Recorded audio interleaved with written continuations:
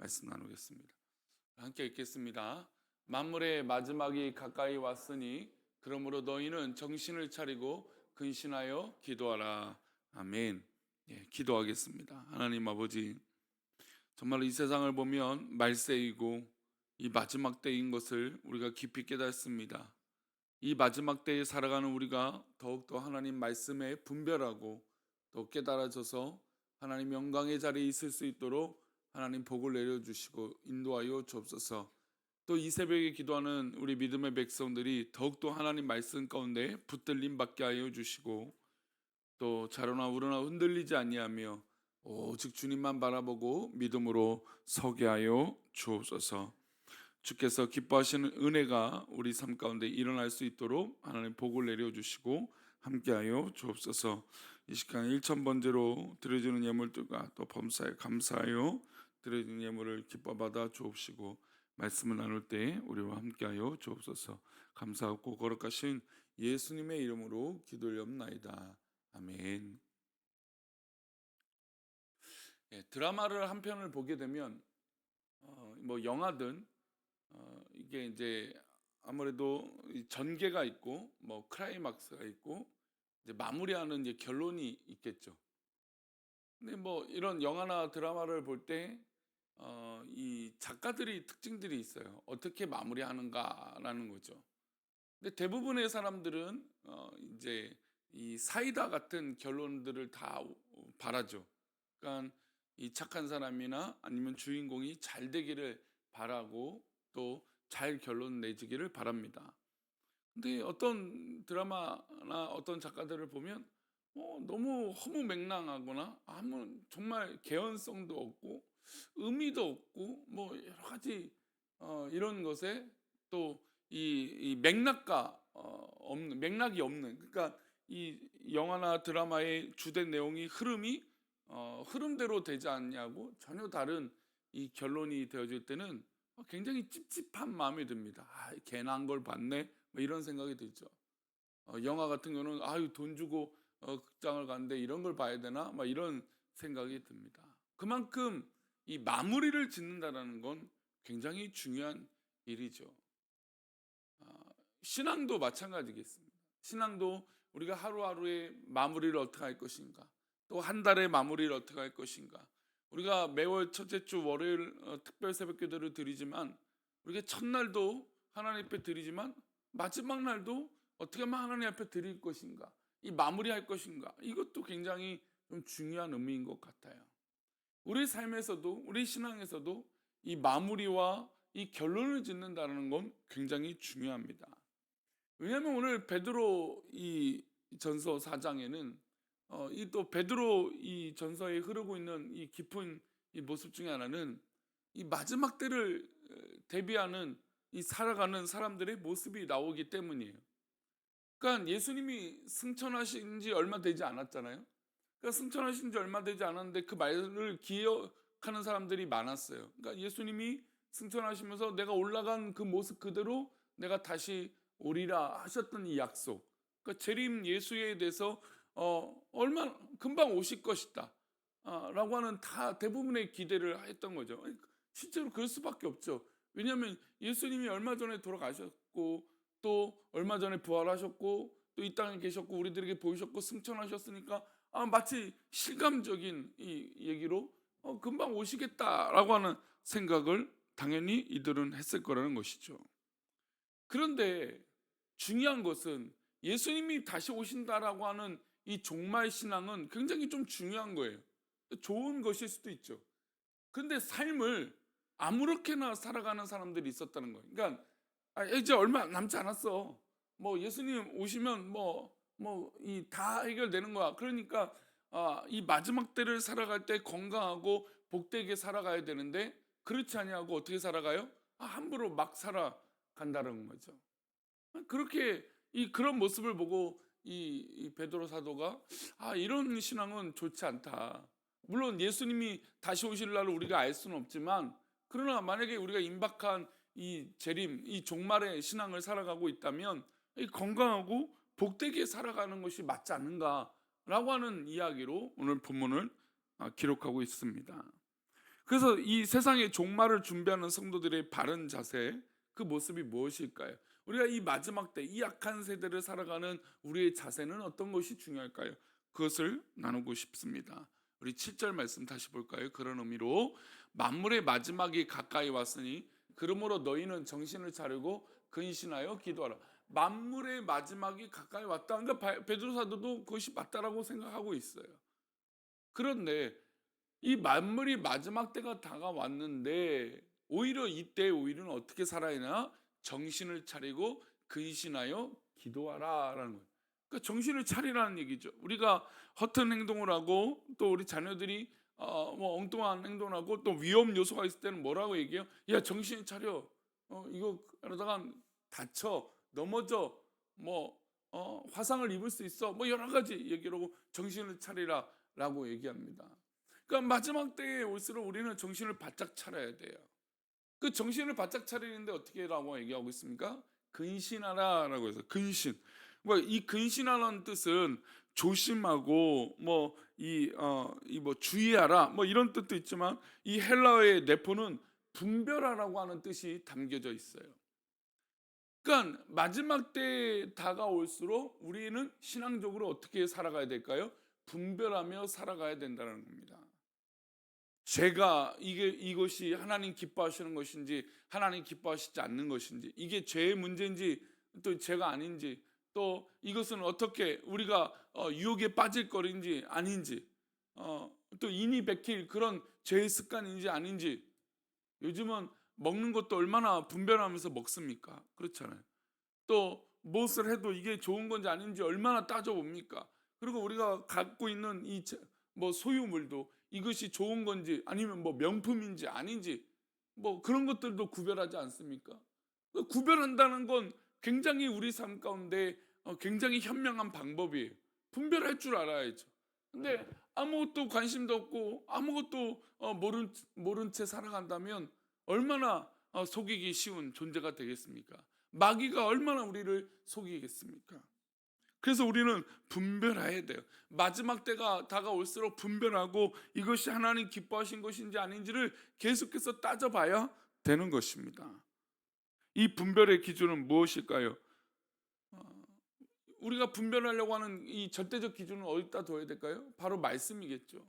우리는 뭐 어떤 지식, 경험, 가치관 이런 걸로 우리는 분별하는 게 아니에요.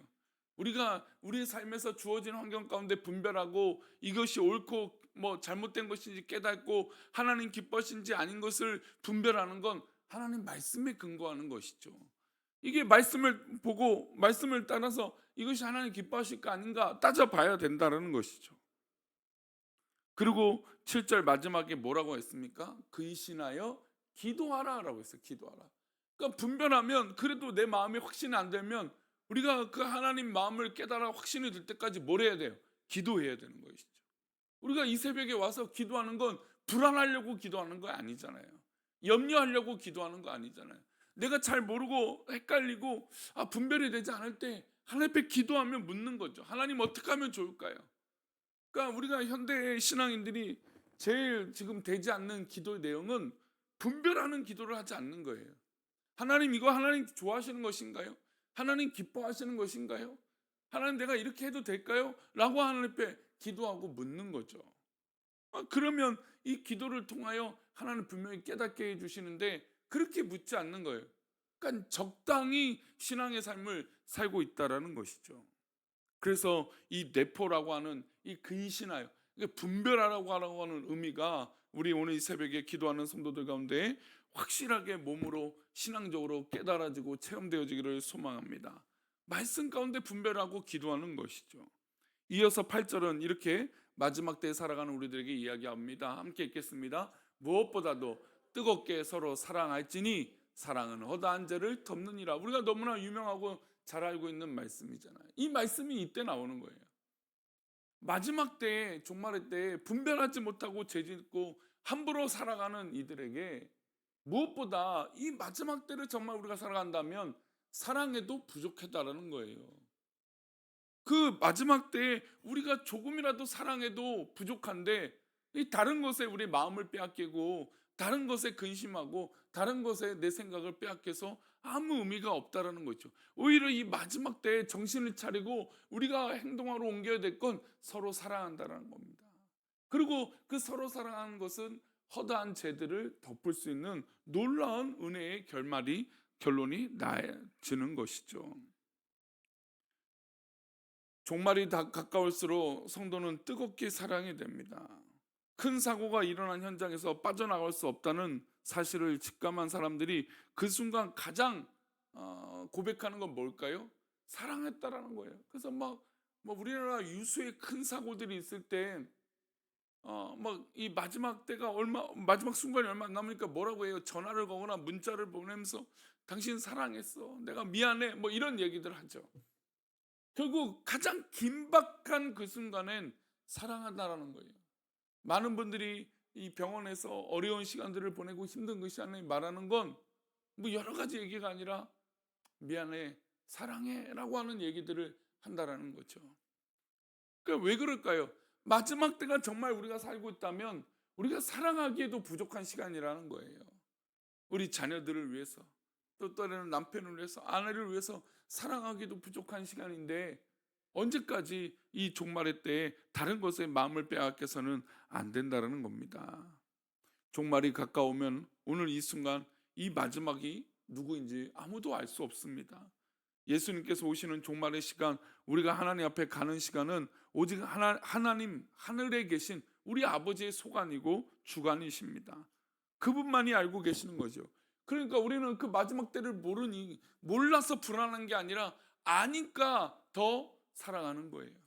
마지막 때니까 더 사랑할 수 있는 것이죠. 가장 많이 후회는 사랑하는 사람에게 모질게 됐던 것이죠. 그러니 베드로가 하는 이 말을 기억하시고 우리가 이 마지막 때에 살아간다면 조금 더 따뜻한 말로 우리 서로를 대하고 사랑으로 함께 하시기를 바랍니다. 이어서 10절 말씀입니다. 함께 읽겠습니다. 각각 은사를 받은 대로 하나님의 여러 가지 은혜를 맡은 선한 청지기 같이 서로 봉사하라. 하나님은 우리 각자에게 달란트를 주셨죠. 5달란트, 2달란트, 1달란트를 주셨습니다. 받은 달란트를 묻어두라고 하신 것이 아니에요. 열심히 일하여 열심히 그 결과를 만들어 가야 되는 것이죠. 2달란트를 받은 종, 5달란트를 받은 종처럼 열심히 섬기고 봉사해야 될 것입니다. 그런데 1달란트 받은 자는 어떻게 했습니까? 묻어두고 살다가 종말의 때가 되어서 주인을 만나면서 무슨 낯으로 주인을 볼 수 있겠습니까?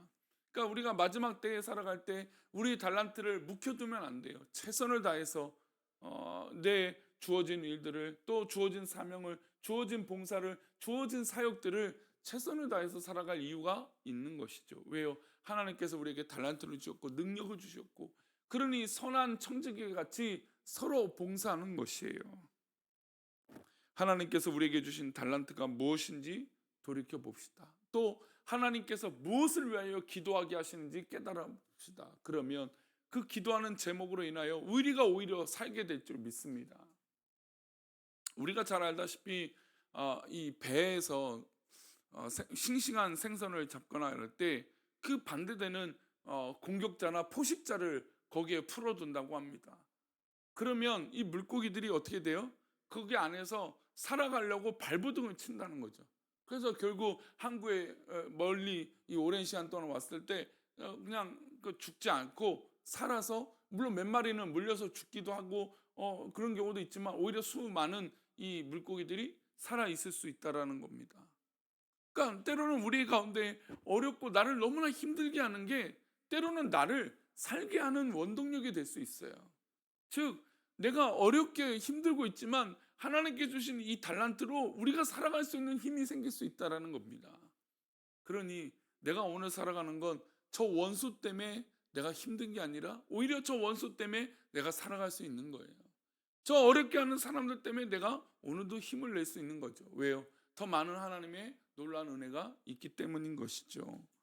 우리 이어서 12절 13절을 보겠습니다. 함께 읽겠습니다. 사랑하는 자들아, 너희를 연단하려고 오는 불시험을 이상한 일 당하는 일 것 같이 이상히 여기지 말고 오히려 너희가 그리스도의 고난에 참여하는 것으로 즐거워하라.